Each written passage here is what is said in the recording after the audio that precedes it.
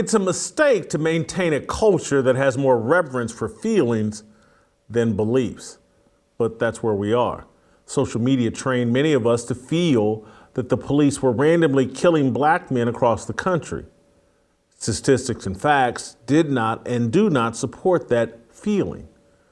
We ignored the facts and worked to assuage feelings. We demonized and defunded law enforcement. Social media drives our overemphasis of feelings and our hostility toward religious beliefs. Emotion powers feelings. You arrive at beliefs after years of deliberation and more deliberation. Our society was more unified when we judged beliefs and were less concerned with protecting feelings. Social media turns everything into a slogan or hashtag. Slogans burnish brands and manipulate truth.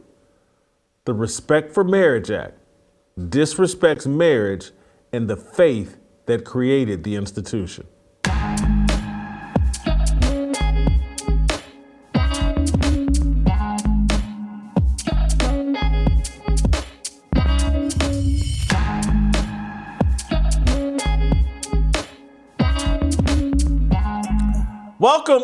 Welcome to Fearless with Jason Whitlock. I am Jason Whitlock, your host. Happy Thursday to you and yours. The weekend, just 24 hours away, just around the corner. And we will have made it through another work week. I hope you've enjoyed the week so far. It's about to get better. We have a fantastic show on tap for you. We're going to talk about the Respect for Marriage Act. That the Democrats and Republicans, that the Uniparty is shoving down our throats. We'll do that with Dave Shannon a little later in the show. We're going to start the show on a much lighter note, talking sports, with the Korean Cosell, Steve Kim. And we're going to finish the show off, last but not least, the hostess with the mostest, the First Lady of the Fearless Army, Shemeka Michelle's going to join us. So we have a fantastic show talking sports. There's a big Thursday night football game tonight, the Packers and Tennessee Titans. I live here in Nashville. It's a big deal. The game's in Green Bay. Draymond Green, did he destroy the Golden State Warriors? We'll talk about that. There's rumors LeBron James is headed to the Phoenix Suns. We'll talk about that and a little bit more with Steve Kim to start the show. Then we'll transition into the conversation I previewed in the cold open. And then we'll wrap it up with Shemeka Michelle and have her make it make sense. And we'll do an approval rating on Michelle Obama. Michelle said something very interesting that's got Shemeka fired up. But before we do any of that, I get to talk with you guys about my favorite organization, Preborn. You guys know what we're doing at Preborn. We're saving babies' lives. Preborn, The Blaze, Jason Whitlock, Fearless Army, Fearless Soldier, we've committed to saving 50,000 lives in 2022. Guys, we got about 6-7 weeks left. We're headed into the holiday season. Your hearts should be beaming with pride about your family. You should be thinking about ways of helping other people create families, create the kind of memories that make the holidays special, that make Thanksgiving special. Just think if your parents didn't have you, if they'd aborted you, would you be preparing for Thanksgiving and then Christmas and your kids and grandkids and all the special stuff we enjoy this time of year? That's why we're so committed to saving lives, because we respect the sanctity of life. We know how important it is to our enjoyment of life. And we want to give that gift to expectant mothers that have questions in their minds about what they should do with the baby growing inside of them. What Preborn does, it gives them an ultrasound. It shows them that baby in the womb. It lets them hear the heartbeat of that baby. And when a woman hears that heartbeat, when she sees that baby in her womb, it confirms her decision to keep the baby. And then Preborn steps in and starts talking to the woman about her walk with Jesus Christ and faith. And then they start providing the diapers and everything they need, cribs, all the support that the woman needs to get through the pregnancy and get the child's life started in the right direction. Preborn comes in and provides that all free of charge when that woman chooses life. Preborn has counseled 500,000 women. They've saved nearly 200,000 babies' lives. We're going to continue on that mission this year and next year of saving more and more babies' lives.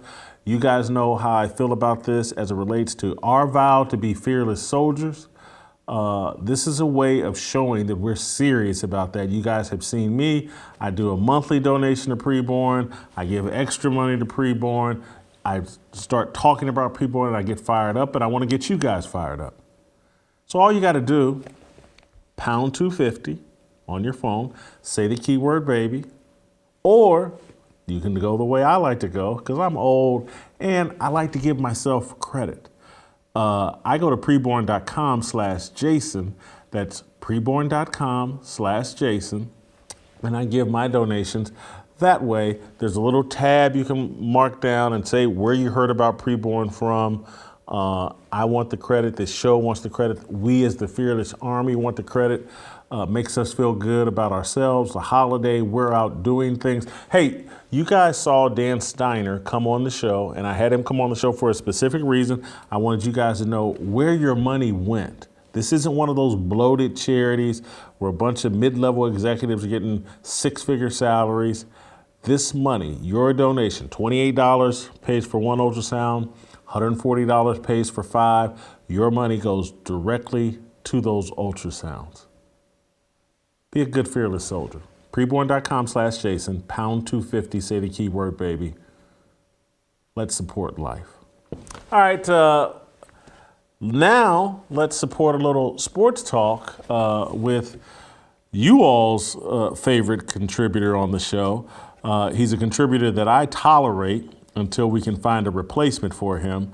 And we're interviewing candidates constantly, trying to upgrade our sports conversation because you guys, for some reason, seem attracted to or like Steve Kim, perhaps a little too much. We may boot Steve Kim over, to some other outlet. And let's see how Steve Kim performs without me carrying most of the weight. But I hear your feedback, and you guys like Steve Kim, so we keep bringing him back. So reluctantly, let's welcome Steve Kim back to the show, the Korean Cosell, and let's talk a little sports. Steve, happy Thursday to you and yours. Boy, if we could trade you, I would love to do it. We're going to keep interviewing candidates until we can get rid of you, but today we'll tolerate you once again. We'll tolerate you once again. Yeah. The Blaze audience and the Fearless Army, they only like me because they don't really know me that well. But I am glad to be here as our football weekend gets started. So much to talk about, Mr. Whitlock. There is a lot to talk about. You know what? I almost included a college football question in my list of things I want to talk about because I know you love college football, and I want to play. We may do that tomorrow. But we're going to start today by talking about the big Thursday night football game. Tennessee Titans travel to Green Bay. Short note, a bunch of Tennessee starters are not going to play tonight, not going to be active. Packers ended a 5-game losing streak by beating the Cowboys last week. Do you expect, at home, short week, expect Aaron Rodgers and the Packers to remain, or to get hot, I guess? They're just warm right now. They're 1-game streak. You expect them to stay hot? I don't know. This is such an interesting game to me because, Jason, this is a must-win situation. And I love when people say, well, there's no such thing as a must-win game in November. Jason, when you are 4-6 and you're already about, 4 games behind the 8-1 Minnesota Vikings, that's bad enough. Here's the other thing. If you look at the NFC Beast, okay, the best division in football, there are 4 teams with better records than the Packers. In other words, these wild card slots, they may not be available for anyone outside that division.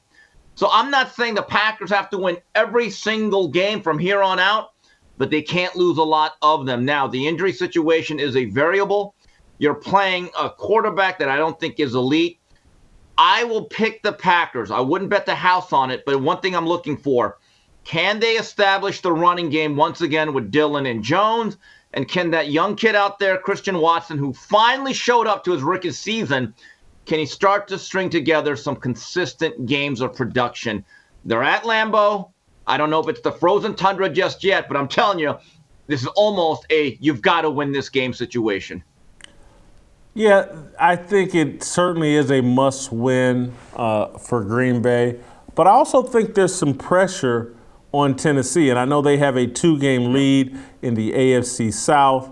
But the Indianapolis Colts, at least after 1 week of Jeff Saturday, look a little interesting. Matt Ryan is back at quarterback. The Colts are 4-5-1. Tennessee is 6-3. Jacksonville and the Houston Texans are no threat. But we could look up if Tennessee loses this game and Indianapolis, which has a very difficult game with Philadelphia this weekend. But I kind of like Indianapolis. I think Philadelphia is going to start to come back to the rest of the pack. So I think there's some pressure on Tennessee as well. I think, if my memory serves me, Tennessee has rested, in my view, while playing Derrick Henry the last 2 weeks. Against Houston, without Tannehill, I think Derrick Henry 3 weeks ago ran the ball 32 times. Yeah, last week he just ran it just 19 times. And the week before that, I think he only ran it 15 or 16 times. I think that was all with this game in mind. Let's go to Lambeau and let's load up Derrick Henry. And I expect a heavy load of Derrick Henry. And so I think, and I like what I saw from Christian Watson, and he may be an answer for the Green Bay Packers, but I like Tennessee tonight. I like Tennessee tonight like 20-17, and Derrick Henry running for 175 yards on about 30-some-odd carries. And then it's like, hey, Derrick, now we played on a short week. You got 10 days to rest. I think they load up Derrick Henry tonight, and it's 4 yards in a cloud of dust and a tight, low-scoring victory for the Titans. Yeah, and going back real quickly, Indianapolis Colts, one guy, Jonathan Taylor. He's the straw that stirs the drink. He has an ability to elevate everyone around him. And again, when you grind that clock in his big playability, he rests the defense. As it relates to tonight, this is going to be interesting. If they do your game plan and they start moving the chains, what's one of the best ways to neutralize a great quarterback? You keep him off the field. And look, as long as Ryan Tannehill doesn't lay the ball on the back, you're probably going to throw the ball 20 to 25 times. You have to make them count. Let's jump over to the NBA, the association. Something very interesting going on in Golden State, or at Golden State, or in the Bay Area. I think they play in San Francisco now. That's where their new arena is. Golden State Warriors are 6-9. They're, if there wasn't so much attention being paid to the collapse of the Lakers and LeBron James and Russell Westbrook coming off the bench, I think a lot of people would be talking about, and a lot of people are, but there would be even more conversation about what's going on with the Golden State Warriors. I saw comments yesterday or last night. Steve Kerr, they lost again last night. Steve Kerr, they lost to the Suns, got beat up pretty good. And Steve Kerr says that everybody's lining up to kick their butt. Everybody wants revenge on Steph Curry and the whole dynasty that they have at Golden State. And they're just not ready for it. My question is, did Draymond Green and that punch kill the Golden State Warriors? He cost them a championship against Cleveland 5-6 years ago with some stupidity. And now he may have killed this entire dynasty and franchise. He cut a big fart in the room that they can't get the stench out of there, in my opinion, and that's why they're off to such a slow start. Let's watch this video of Draymond talking about the punch 4 weeks ago. I actually woke up to the video. Once I woke up to the video,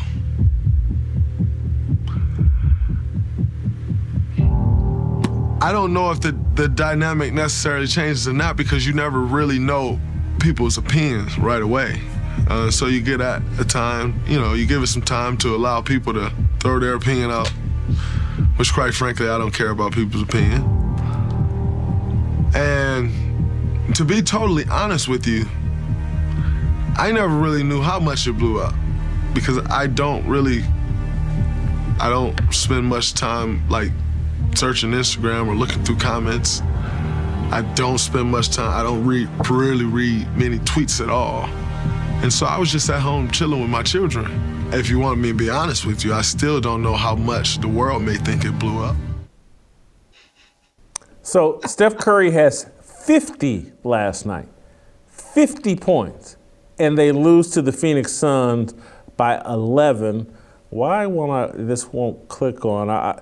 Jordan Poole last night, 0 of 5 from the field. I can't seem to get to his. But anyway, Draymond punched, as everybody knows, Jordan Poole, blackened his eye. Jordan Poole's headed for this big contract. I just think the chemistry on this team is way off because of Draymond Green, and this may last all season. Yeah, Draymond the Hitman Green, did he punch the game out of Jordan Poole? By the way, that video with that music, is Draymond trying to paint himself as the victim? I mean, forget the fact Jordan Poole got hit, but he's victimized because the video came out. That is some strange framing, as if somehow old Dre is the sympathetic figure here. Here's what I believe. The NBA is a marathon. I think it's way too long. With the load management era, most players do not care about all 82 games. When you have Steph Curry and Clay and Draymond and the championship DNA, and to give credit to Steve Kerr, championship pedigree as a coach, I actually would not worry about them. Yeah, they're 6-9. But again, I get the sense based on their history. They haven't won a game on the road all year, Steve. Oh, they have plenty more road games. There's 800 games in the season. Give me a break. You know how many horse races that horses in like 14th place coming around that first corner, the Kentucky Derby, right? That's where we're at.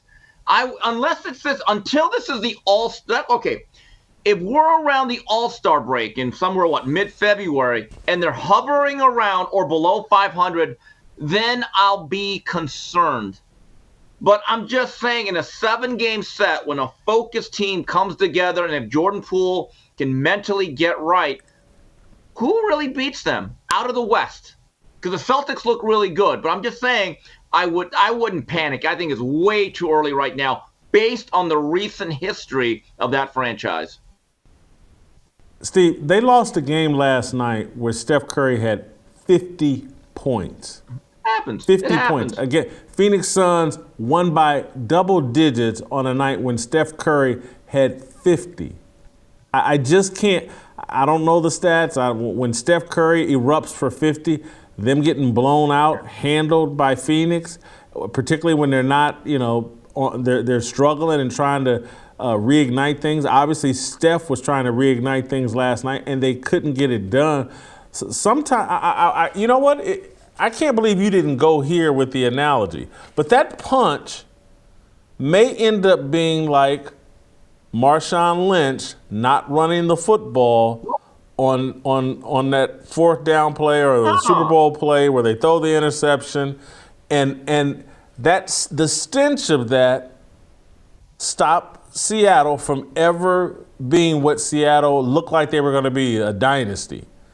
And this punch, obviously Golden State already is a dynasty, but this punch may have ended that dynasty because I always thought there was more to the Golden State Warriors than just their talent and shooting ability. It's how much they enjoy playing with each other. There was a special chemistry with that team that may be missing now. That's actually something that has some validity to it. I would love to see the inside the mind of Jordan Poole and what he really thinks, because he's in a tough spot. He cannot spout off anything more than cliches about, we got to stick together. No, I would guarantee in the back of my mind, he probably hates Draymond, thinks he's a bum, thinks he's a cheap shot artist. And you're right, there's probably a lot of tension. So let's say this thing lingers. It's not a trend. This is what they are. I got the perfect solution. Bring back KD. KD's always looking for a way out. Things aren't working in New Jersey. KD, you could be the second or third banana. You can once again eat off of Steph Curry's plate. It's all good. New Jersey, that worked out to be a disaster. Voila. Call me the Asian Jerry West. I got it. I solved everyone's problem. There it is. All right, Asian Jerry West. Let's flip that to LeBron James and rumors that the Phoenix Suns are perhaps interested in trying to figure out a way to get LeBron to Phoenix, or maybe LeBron's trying to figure out a way to get to Phoenix. He's trying to get out of LA, get away from Russell Westbrook, get away from Rob Pelinka, get away from the always injured Anthony Davis. Would it be a bad look if LeBron James exited the Lakers for the front-running Phoenix Suns to go play with Chris Paul? Would that be a bad look for LeBron James? Another bad look for LeBron All right, James. well, first of all, you know how you spell Lakers right now? 10 L's and 3 W's. That framing is very interesting. As if we as the Laker nation, yes, and I know I'm a Laker fan in a hiatus, as if we don't want to get rid of him. In the immortal words of Diana Ross, set me free, why don't you, babe? I'm seriously. If that is the resolution that we have, that we could literally get rid of LeBron and the circus that's going to come with him wanting to play with his son, I would do that immediately. I think that framing is completely incorrect. LeBron wants to get away from us. No. We want to get away from LeBron. Please let this happen. We'll take him for a couple six-packs of Coors Light and some Camel Smokes. Give me a break. Go. That's right. Almost. I hope that happens. I get it. As a Laker fan, you'd want that to happen. I want you to step into LeBron's shoes, who's worried about his legacy, thinks he's in some kind of competition with Michael Jordan. If he left again for another top-flight team like this to go play with Chris Paul and Devin Booker and DeAndre Ayton, would it be a bad look for LeBron? Take your fandom out of it. Would it be a bad look for LeBron? Absolutely, because now he's just trying to basically win another title by taking shortcuts. Look, there's always been that question about that super team that he put together in Miami alongside Chris Bosh and Dwayne Wade. Then even the Lakers title, there's an asterisk towards it because it's a bubble, and the league seemed to make some concessions there. Let's say this does happen, and led by that young cast of really talented players like Devin Booker, they win a title. You don't think there'll be question marks on that? But at the same point, here's the issue. LeBron lacks a lot of self-awareness. I'm not so sure he even cares. Honestly, LeBron is about one guy, LeBron. That's all he thinks about, because there's been a particular pattern with him from his very first days. He makes a franchise better initially, right? He leaves them a lot worse. It's like being married to Liz Taylor, okay? Liz Taylor had a lot of marriages. At the end, there's a reason why she got divorced a lot. It comes at a price. Comes at a big price. Yeah. I do think it would be a bad look for LeBron James. I think it would be just another one of the final nails in the LeBron versus Michael Jordan debate, which I think has been settled for a long time. But I don't think he could recover from, going to Phoenix. And look, he might be the difference in putting Phoenix over the top and able to win a championship. But I think between the bubble championship, having an asterisk, the Miami deal. I'm just saying, he won 2 championships in 4 years. Remember, there were 4, 5, 6, 7 championships. They got embarrassed by the Dallas Mavericks. Look, LeBron's greatest accomplishment will end up being going back to Cleveland and upsetting that record-breaking Golden State team. That's his great accomplishment. Everything else, you can put an asterisk by it. oh, he cherry-picked some titles in Miami, and they didn't really live up to the super high expectations. He got a bubble championship in LA, left the organization a mess, and then late in his career, he went and stole another title with the Phoenix Suns. It's just like he's going to have more asterisks than championship rings. He can outfit one hand with rings and the other one with asterisks. I do think it would be a terrible look for LeBron if he bails on the Lakers. But and I guess if I had to bet, Steve, I bet he does. I bet I don't expect LeBron to finish this season with the Lakers. Here's the issue, though. Would the Lakers be willing to trade to somebody within their division and conference? Not that it matters, but the other card is, all right, but what does LeBron cost you? So, you're talking about this really talented Phoenix Suns nucleus. All right, well, that comes at a cost. Some of those guys are going to be picked apart. But again, maybe LeBron suddenly would feel energized with the much younger, more talented team and games that mean anything. But Jay, I'm going to say this once again. In LA, we are now a full month into this NBA season. I have never felt the apathy or downright antipathy towards this franchise than currently that is being felt right now. It's really amazing, to be honest with you, how much we don't care about our most beloved franchise. Because if you go back, starting with Magic Johnson's first year, 79-80, they have won by far the most world championships. And right now, we don't give a damn about it. I've never thought I'd see this day. Steve, let me talk to you a little bit about, because you're experiencing the same thing. Getting older is a big adjustment. It's like you're young and healthy, and eventually it gets hard to stay healthy. Next thing you know, you realize you're not so young, but you're not exactly old. Then it gets even worse. You might get more of a dad bod or elephant bod like me in early 2000 Whitlock bod. Maybe that you can aspire to that. And it's suddenly harder to work out. It's not your fault. As men age, our bodies naturally lose free testosterone. That's because when you were younger, you were at the peak of your production. Wouldn't it be nice to get that winner's edge again and that old swagger back in your step? Nugenix Total T is the #1 selling testosterone booster at GNC. It will help you turn back the clock, re-energize your workouts, get you better results at the gym, and help you look and feel like the man you really want to be.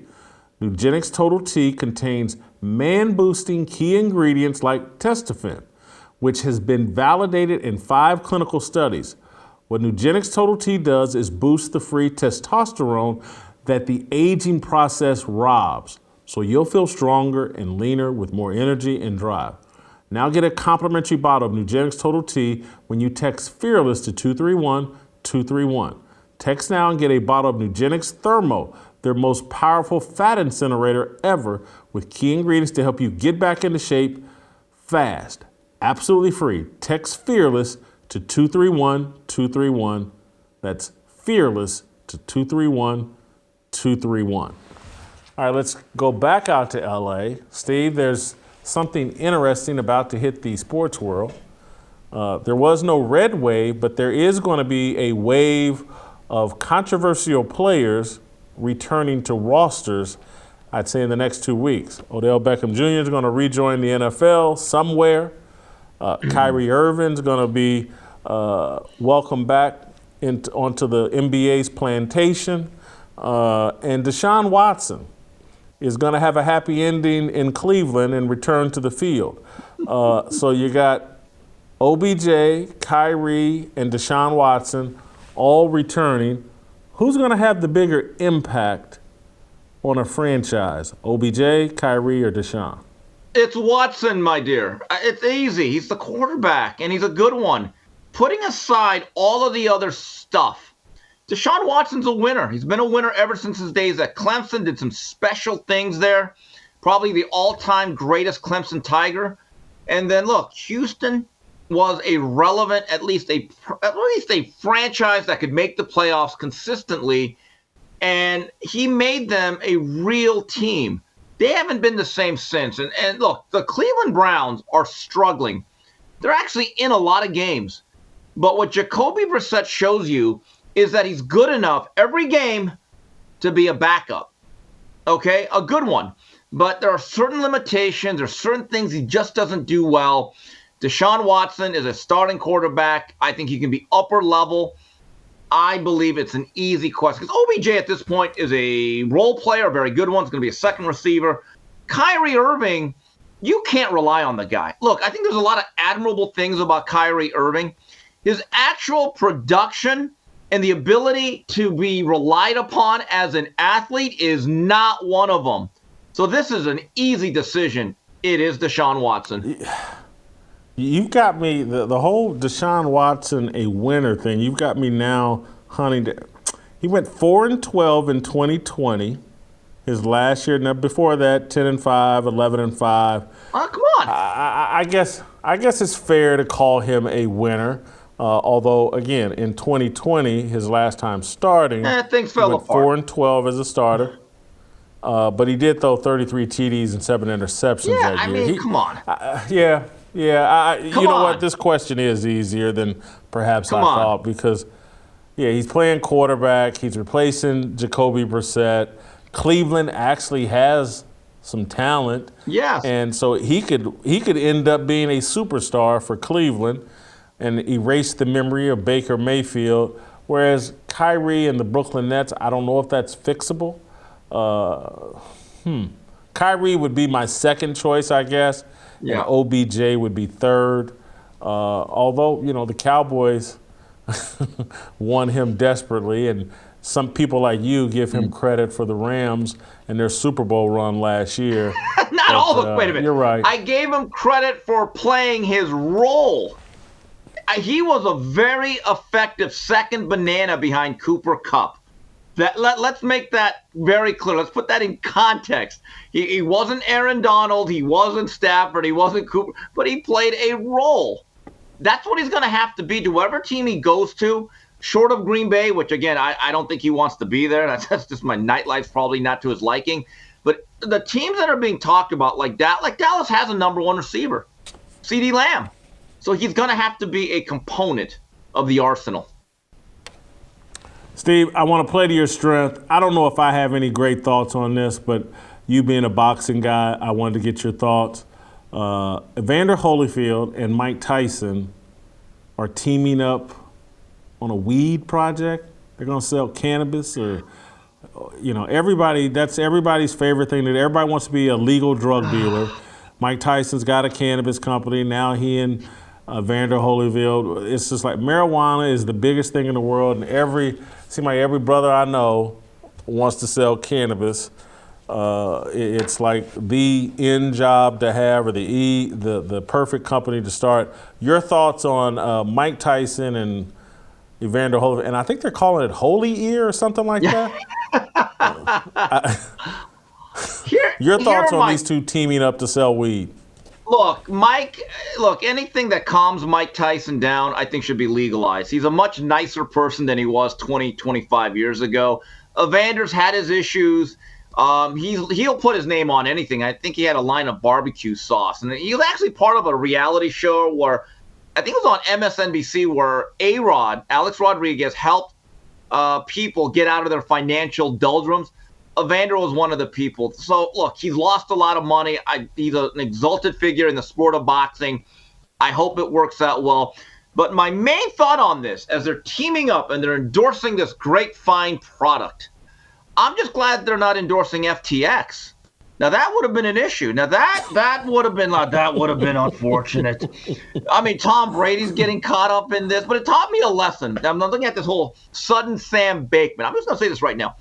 The next time there's this ultra-rich, wealthy guru who's so philanthropic and nice, don't trust him. It's a lesson, and I've thought this for a while. Anyone that goes on social media or does an interview and has to sell you that I'm such a nice guy, I'm so altruistic, no, don't believe them.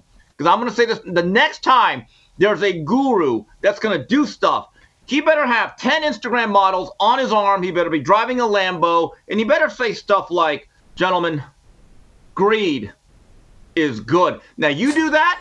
Now that's a guy. That's a guy I'll follow. Because think about it. A guy like Bankman, you know why he's so generous? Because he's using your money.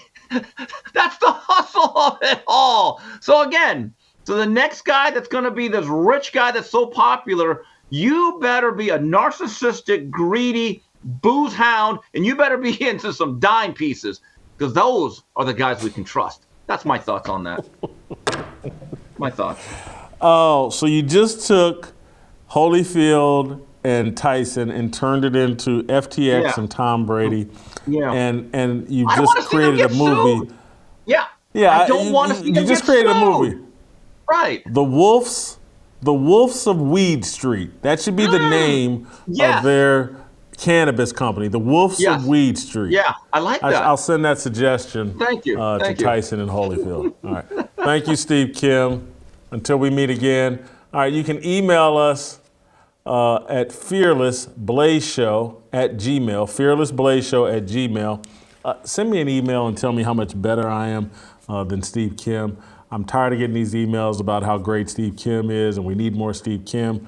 If you're in the comments right now, you need to be taking a dump on Steve Kim and praising me. I'm reading your comments right now. If you're in the chat, praise your boy, not Steve Kim. All right, don't go anywhere. Dave Shannon, the Idaho Potato, our man of the biblical variety, Dave Shannon. Next.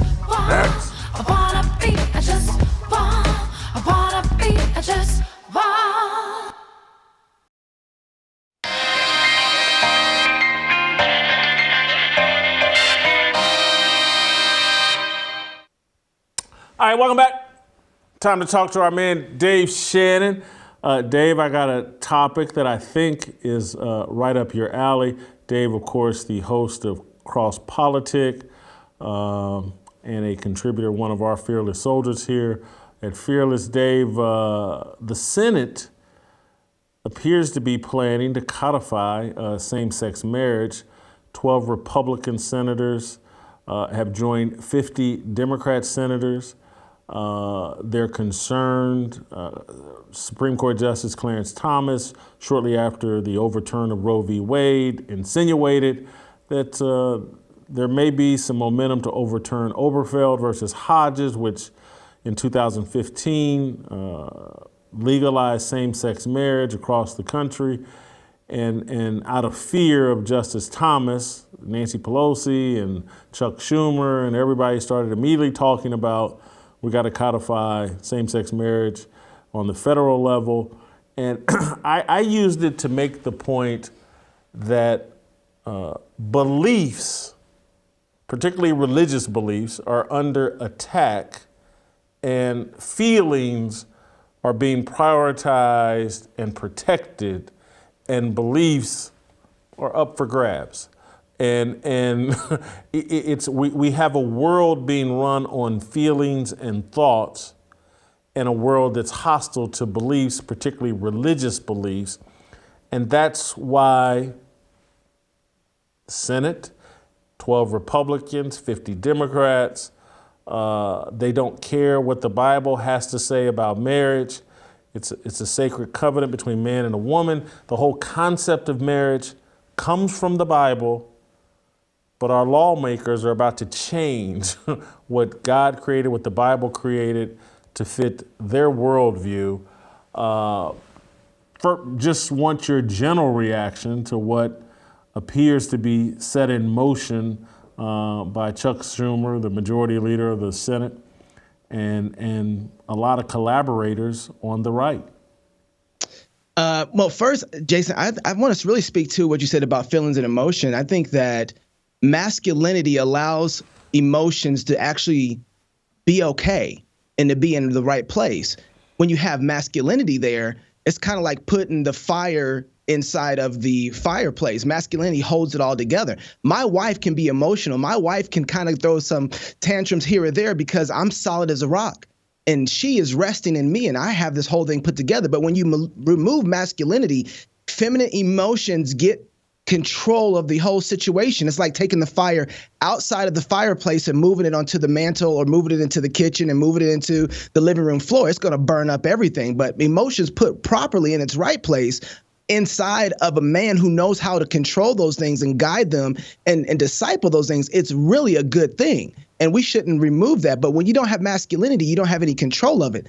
On the other side of that, Jason, as far as the Senate is concerned, I really have to go to the great prophet Kenny Rogers in chapter 4, verse 6, when he says, you got to know when to hold them, you got to know when to fold them, you got to know when to walk away, and you got to know when to run. Peace be upon him, by the way.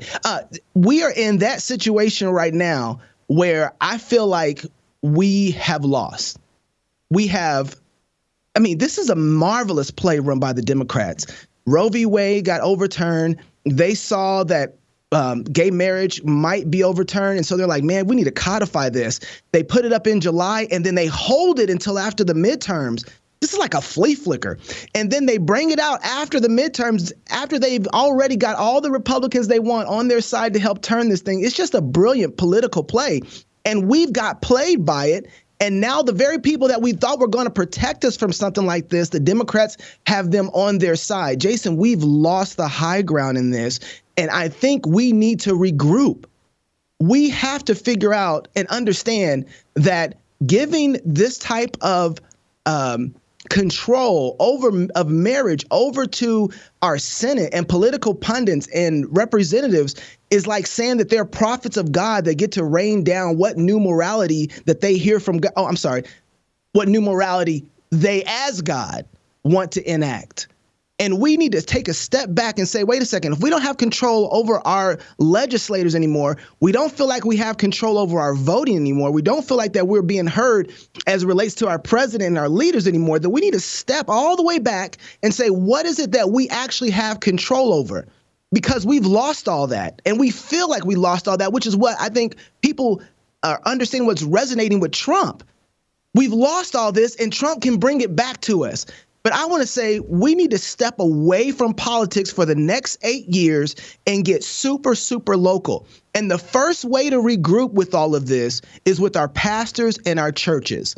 You know, after this coming Sunday, every pastor should get on his pulpit, light it on fire, and preach against homosexual marriage. And preach for the goodness of what marriage brings to a nation. And preach against the senators that are trying to act as God, and then say, we will not move. So I think they need to do two things: repent and rebuke. The reason that the Senate and our politicians feel like it's okay for them to play God is because the church has allowed them the opportunity to do so. Marriage belongs to the church. It is the church's institution. They are the ones who guard it. They are the ones who bless it, and they are the ones who curse it. They guard marriage, but they gave up marriage to our political pundits to the point that they don't have any control over it. And so they need to repent. And then the next thing they need to do is rebuke everybody, every other institution that is trying to take control of it. I love what you just said there in terms of the church has been so spayed and neutered and has so little say so. And part of the church, I think, is like happy about it, or yep, doesn't want the responsibility of leadership. And so, hey, look, and I'm gonna go there.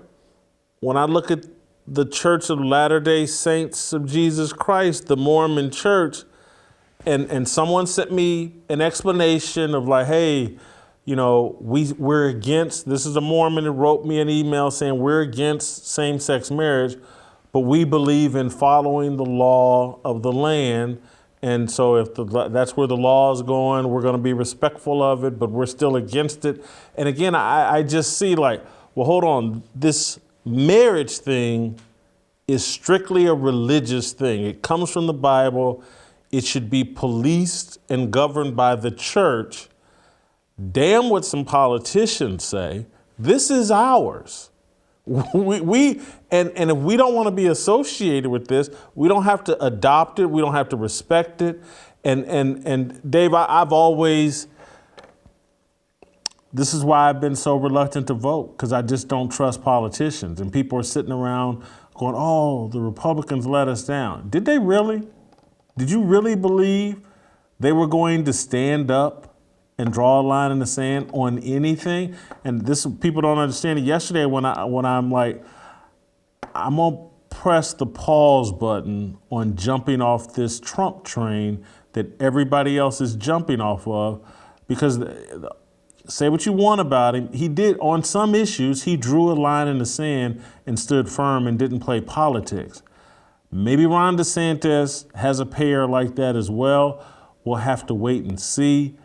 But I'm not surprised. This is kind of what I expected, and I expected it because, again, these social media apps have so much control of our public conversation, and they're all built on triggering emotion and people giving in to their thoughts and feelings, and they diminish beliefs. Social media is hostile to religious faith and beliefs. And politicians are constantly on social media checking to see which way the wind is blowing. And that's why you've got 12 Republicans. And so I was talking to, I'm not going to say the name, but I was talking to someone I respect that was making the analogy that for evangelicals, particularly white evangelicals, the Republican Party is what the Democrat Party is for black people. Evangelicals put all their faith, these Republicans are gonna stand up for us and our values. They're gonna help us. And they always let them down. Black people, the Democrat Party is gonna save us from X, Y, and Z. They're gonna help us. They're gonna stop the racists and our life's gonna be better. Nothing ever happens. Life never improves. And that's where I go with this. And Royce White has opened my eyes. This whole uniparty, these politicians aren't there to do good. The only thing, you have to force them to do good. And that's where I agree with you. That starts on the local level. Jason, anytime we put our faith in anything other than Christ, it's going to fail us. And I think whoever your friend is who's telling you this, I can't agree with them more. The Republican Party have put their faith in our politicians to be able to save us, and they're not going to save us. Jason, when Israel went into battle and they lost the battle, the first thing that the leader would do would go back and he would repent, because he's like, where did I misplace my trust? Where was I not putting my trust in Christ? How in the world did we lose the battle? It must have been me being faithless. Jason, we are a faithless, feckle people who are putting our hope in another human being because we don't want to trust Christ and do the hard work. The only way that we get out of this is stop thinking that we're going to win some sort of national battle at the top with the presidency and our politicians to fix everything and make it trickle all the way down. That's not how God has designed the world. We have a broken cosmology of how the world works. It starts with something in the ground first that comes up to the top and has deep roots that then feeds out fruit to everything else. You don't get to the roots by getting to the fruit. It goes the other way around. And so that's why my contingency is, let's stop and repent. Let's say, oh man, it's just in this marriage act, the marriage belongs to the church. Let's get back to saying that. I don't need a license from the federal government to tell me that I've been married. We've given that up. Marriage belongs to the church. They can acknowledge it, but they don't get to grant it, because if they get to grant it, then they get to define it. And that's just in one area. We need to go back to full education. The reason that social media has some sort of foothold and ground inside of our current culture is because the education system has been breeding that for a long, long time, so that social media now is just a fan that pushes that scent throughout society. And we're like, I'm familiar with that because I've been trained by it. The education system isn't Christian. The education system isn't building the Adam and Eve cosmology. The education system has been building exactly the same things that we see in our culture and society and in our politics and even on social media, which is why it resonates so much with the rest of the world. Jason, the Republicans were shocked that their messaging didn't work in the midterms. The Republicans could not, they were trying to figure out, we thought we were going to do so good in this time. And they couldn't figure out why all the polls was wrong. The Democrats for the last 50 years have been educating a group of people that say you should have handouts. You should have your education paid for you. We need to do more for you. We got to fix this. What do you want? The Republicans weren't talking necessarily like that. And they got completely cleaned up to me as far as I'm concerned. What resonates with this group of people is the education that they've been getting for the last 20 or 30 years. You are not going to appeal to that group of people by talking about hard work, getting your hands dirty, biblical marriage, Christian foundation. They don't have any of that. We have to do what the Democratic Party did in 2006. Remember what they did with Obama? Obama was everywhere, but he was everywhere at a ground level first. I remember people in my community who were starting all sorts of nonprofits to get out and vote, training us to think about politics, how politics work. The Democrats in 2006 started a massive ground game that by 2008, Obama was even the Republican candidate's choice. And it was amazing to see that their ground game has such a massive impact on us. Republicans have switched from the ground game into a federal game where they say if we can get the top, then we can control everything underneath it. That's the wrong way to go. And we have to regroup, starting first with our churches and repenting there. I hear you, Dave. What do you think of my contention that, like, screw the Republican Party? Again, go back and do what you're talking about, local level, and then impose your will in your house, neighborhood, city, county, church. Well, make anybody that you actually, people you come in contact with on a regular basis, let them feel the force of your biblical worldview and impose that on them. And then as you build that up from the ground up, and then just see which political party is actually willing to stand on that and vote only for politicians that have shown and proven to you that they will stand on that. And I could care less whether they're Democrat or Republican, because I don't trust any of them. They all just want to make a buck, it seems like to me. And I look at Mitch McConnell, I look at, this whole thing, the whole same-sex deal, the marriage, respect for marriage, it all seems so orchestrated and planned and manipulated and agreed upon with everybody that's in on it, right and left. You guys need 12, 13, how many you need? We'll give them to you. We'll serve them up. We think, 5 or 6 of these people are retiring, stepping out of politics, and that's why they did it, or they're going to get voted out and they know it. And so that's half of it. Just, I don't trust either political party, I guess is what I'm saying, Dave. I really don't. That's right. No, and I think you're right, too, because our political parties, they're not representing us at all. Or should I say, maybe they're actually representing us exactly how they're supposed to. Maybe we're the ones that shouldn't be trusted because if we have leaders like that, it's because we've been that kind of people and they're just showing us the reality of who we really are. I think that's there. But Jason, while you were talking, what I thought about is the 2 most important groups right now, and they're really under attack if you look at culture and society. Those groups are women and children. Now, this is not an accident. This is a direct play since the beginning of time. The reason that the devil went after Eve was because she was Adam's wisdom to help him produce children, to create a holy seed to take over the whole world. And so the man's biggest strength and weapon in this fight are women and children. And who are the 2 number 1 groups right now that the enemy is going after in our politics, in our churches, in culture and society? Women and children. They're trying to deface them and take away the image of God in them. And so this goes to my point that you were saying earlier, Jason. We need to pull back and we need to refocus and build up our women, build up our children and pour ourselves into them, give ourselves to our work so that we can build a culture, local culture in our home that is a strong pillar so that our wives can build and cultivate the type of children that we need to have to be our new mayors, our new city councils, our new governors, our new president, our new senates. We don't get those unless we get local first, and particularly local in the home. When the gospel of Jesus Christ, when a man loves his wife and he raises his children in the fear and admonition of the Lord, that has an impact on society that cannot be stopped by any politician or any evil from the wicked one. And until we go back to our secret weapon, which is our women and our children, we will not win this battle no matter how much, or with any party, Republican or Democrat. We won't win this battle until we go back there. We have seen that that's where the attack is, and that's where we need to protect and cultivate.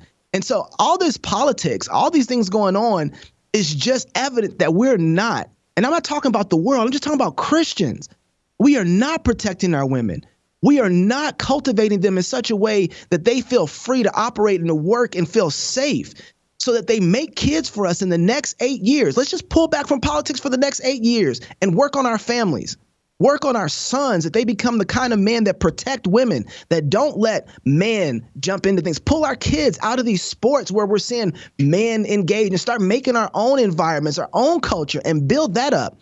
And let, Jason, if Christianity is the foundation, if marriage is the foundation of society in the world, what happens when Christians pull out of secular institutions? They fall. If we are there to build up our own, then they will fall, and we'll have something in place of that. We've built it once, we can build it again. And if these idiots choose to deny God and his realities, then let them be under the judgment that they choose while we build a society better again. Thank you, Dave. Great job. We will circle back. Have a great week. Rest of the week, good weekend. Go to youtube.com/Jason Whitlock. Hit notifications, hit subscribe. First Lady of the Fearless Army, Shemeka Michelle. Next.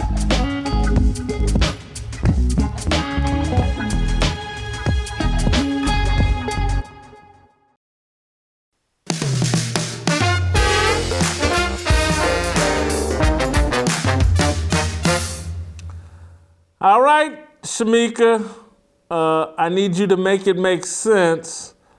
I've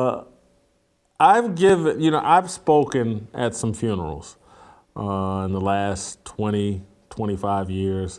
Someone in my family dies. People normally ask me to speak. I've given some good eulogies.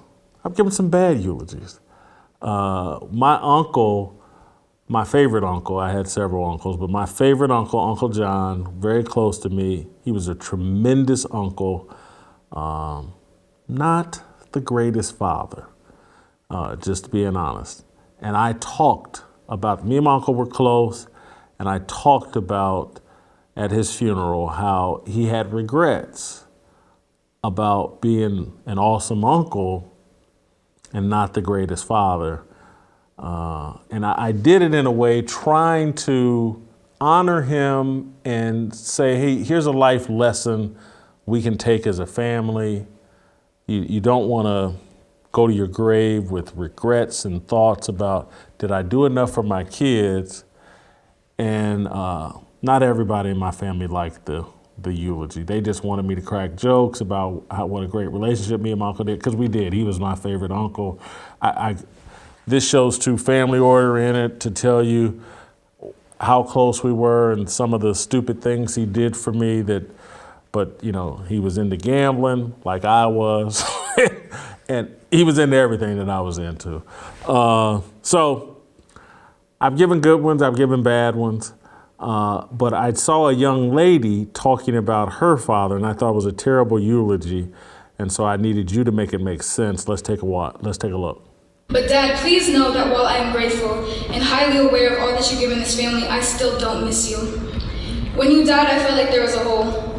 I missed something, but it wasn't you. It was the idea of what you could become. I missed being able to hope and wish that one day you'd turn a corner and see the world from my perspective. I missed the idea that one day you might help me fight for the things that matter. I missed my fantasy of you. Because when you died, it solidified the fact that you'll never be what you could have been, but only what you are. And what you are is a racist, misogynistic, xenophobic, Trump-loving, cis-straight white man. That is all you will ever be to me. And Dad, before you tell me to respect the dead, please remember that you disrespected and disregarded the lives and deaths of entire communities of people with your ideology. You told me to never back down, so I won't. You know for a fact that even against you, I'm not afraid to share my peace. You are everything I aspire not to be, and I refuse to stand up here and sing the praises of a man who is the paradigm of white supremacy. So I'll take your racist mindset, I'll take your money, and I'll take your advice. And I swear to God I will make this world a better place, not at all because of you, but in exact opposition to you. Thank you. Wow. People applauded. Can you make that make sense for me?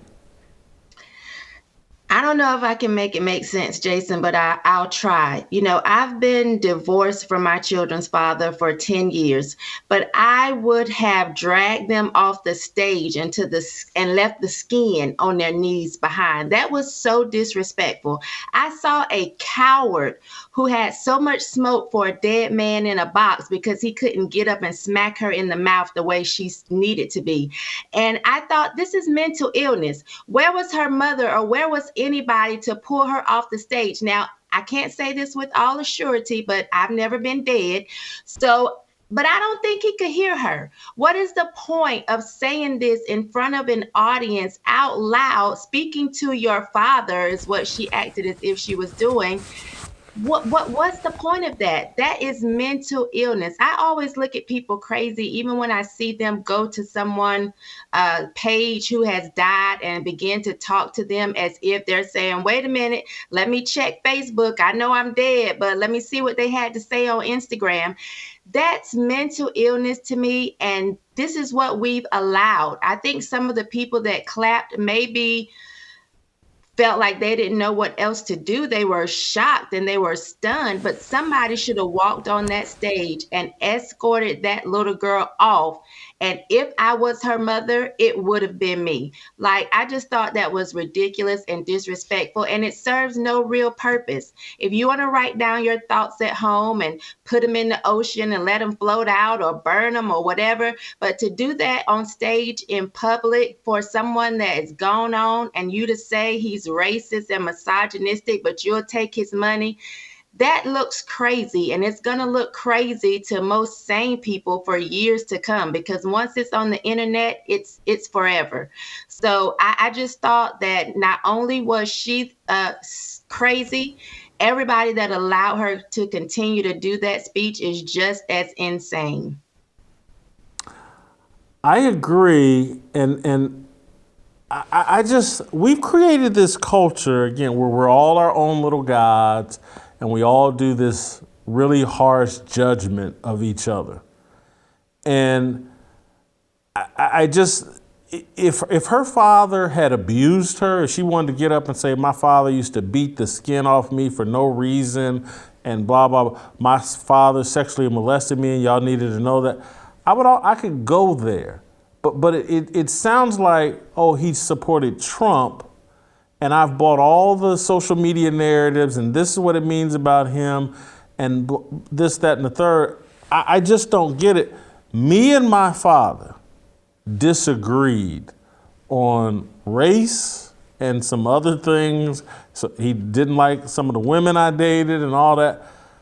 My father had some racial hangups, but my father's one of the greatest men I've ever known, and bestowed or instilled in me things, values, and a work ethic, respect for myself, respect for my mother, that I just, it's irreplaceable. And so, yes, he had some flaws, but no way did they overwhelm or needed to be spoken about at his funeral in such a disrespectful way.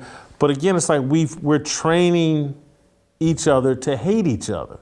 Mm-hmm. That's all I could see there is like social media and this little social justice warrior environment trained this woman to hate her father.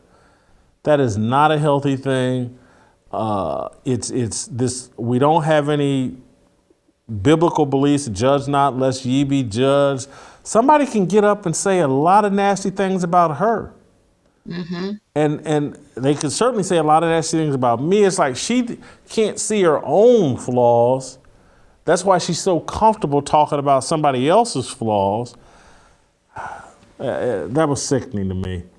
Yeah, and she could have opted to and not say anything. I'm sure that there are yes, family members that have problem with people who have died that just choose not to say anything. Some may not even come to the service, but this is she chose to do something else, and I just think it was really disrespectful. I agree. Shemeka, you brought to my attention another story. This one about Michelle Obama. I guess she told the Washington Post, so the story is written in the Washington Post. Michelle Obama says Americans weren't ready for her natural black hair. So that makes I want to do an approval rating on Michelle Obama because I want your overall thoughts on Michelle Obama. I want your thoughts about the hair thing, and then we'll break it down in an approval rating.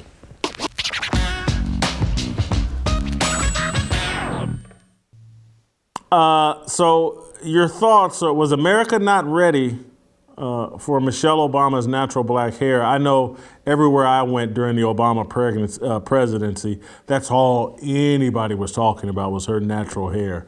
I mean, you just, that conversation was just I'd go to football games, basketball games, America was just talking about her natural black hair. Your thoughts? Yeah, you know what I want black women to stop doing, Jason, is lying. Nobody hates natural black hair more than the black woman. And they constantly say, oh, white people, white people, white people, or black men don't accept it. And that's just a lie. Take accountability and say that you're insecure. Take accountability and say that you don't feel as comfortable with your own hair instead of constantly blaming someone else. I don't think it was that America wasn't ready for her black hair in the White House. If you look at her college pictures and her older pictures, she's not ready for her own natural hair because she's consistently tried to either chemically process it or thermally process it to make it straight. So this is just a lie, and black people keep perpetuating that and pointing the finger at someone else. No one spends more money trying to not look like themselves than black women. When I went to the White House, one of the times that I went, I had my hair in twists. I posted a picture and nobody got under my picture to have something negative to say but black women. So this whole thing that America's not ready or white people don't like natural black hair is just projection. Black women don't like black women's hair. They don't like the way the hair grows out of their scalp. And so they point the finger at somebody else. It's a lie, and I'm sick of them saying it. And now they actually have their little girls walking around with a head full of weave because they don't accept their little girls the way they actually are naturally. So it's a lie, and I'm sick of hearing it. And we got to start calling it out because it's time for them to stop pointing fingers at somebody else when they don't accept themselves. You said a mouthful there. Now, which leads me, I knew you'd have a great opinion on this hair deal, but I'm also interested in your overall opinion of just Michelle Obama as First Lady, as a public figure. Right now, she's a political operative for the Democratic Party. Wife of Barack Obama, that's her job. So in job performance, as a political operative for the Democratic Party and Barack Obama's beard or wife or whatever Michelle is, I'm going to give her a 22 in job performance. She does her job well, or whatever her pronouns are. Correct. I gave her a 22 as well, simply because I do think that she represented the First Lady role very well. But I also gave her a 22 for job performance because as a race baiter, she's doing exactly what they would like her to do. Every time I turn around, she's talking about, I'm black, so they didn't hear me. I'm black, so they didn't like my hair. Girl, you are the most recognized woman in the world for at least 8 years, and I'm sure still now. Stop come on, just stop the lies. I'm tired of it. So job They performances. put her on the cover of nearly damn near every magazine America had to offer. Sports Illustrated, I'm sure, probably wanted her for the swimsuit issue. Everybody set up and lied and act like she was Black Jackie Kennedy Onassis, and she, closer to young Oprah, I mean, not young Oprah Winfrey, young Whoopi Goldberg than Jackie Kennedy Onassis. But what is she complaining about? Everybody ran around acting like she was a supermodel and she was Bo Derek a 10. Yeah. 6 at best. Brock, I don't understand why Brock never got that underbite fixed. That tells a story that in my older, more worldly days, I got jokes for days about why Brock never put braces on her, but I can't do it anymore. So I'm a different man now. So I still remember him and still will laugh in private. But anyway, let's go to character. I find her low character, to be honest with you. I really do. I find her low character. I didn't like the complaints about America and how she finally feels like America is on a good path and all this other. I'm not a fan of Michelle Obama. I gave her a 6 in character. And I gave her a 0 because of the whole race baiting thing. I'm just tired of hearing it from some woman who is esteemed. She's esteemed by Blacks, whites, Hispanics, Asians. She's highly esteemed. And so for her to keep running this whole narrative that, she's overlooked and unappreciated, I don't like it. I think that's poor character. Authenticity. She has convinced me that she believes the stuff she says. She is, again, everybody, I'm going to go with one of them tropes again, and I love her. A trope, that's a trope, that's a trope. Don't use tropes, she's the angry Black woman. And that comes real natural to her. So I gave her a 21 in authenticity. And Jason, I gave her a 0. Because I don't know if it's Obama, but I think somebody has their hand up her ass and she's just a puppet and she's just saying what the Democrat Party wants her to say. I don't believe it. I don't think she even believes it. And so I gave her a 0 for authenticity. I don't think she's authentic at all.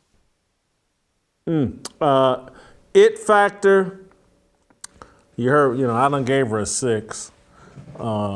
She ain't got it. She got, I'm sorry, people can kill me if they want, but I'm not gonna sit up here and lie and act like she ain't Melania Trump, she ain't Angela Bassett, she ain't Kerry Washington, she ain't none of these people that they run her out there and act like none of that. She does have an it factor. People do seem to hang on her every word or whatever, so I gave her a 14 for it factor. And I gave her a 19, Jason, simply because I was really happy that Obama had a black woman, like a PHAT Black woman. Are we sure? But I'm sorry. I'm sorry. No, I'm not positive. Go ahead. I'm sorry. I'm not positive. I'm going to burn in hell. But I gave her a 19 because she, like you said, she isn't the looker, but she was able to carry herself well. She dressed well. She was in shape. She was fit. Now, maybe those arms come more easily for her because, men gain muscle faster. I don't know. But I think she had nice arms. And so I gave her a 19 for it factor. Let me stop this before we both get in trouble. 63. Grease fire, you've got her at a 41, dumpster fire. We're both getting canceled for this entire segment, but at least we kept it truthful and authentic.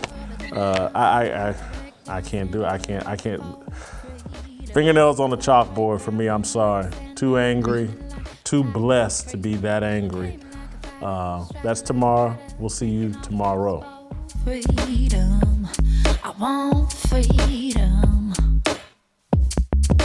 No negotiation, my sister, no relation. We all just wanna have freedom. Sitting on a corner, never been alone. I'm breaking my back for freedom. Blessed, we are living, get back. We are receiving, all deceiving. We all wanna be free.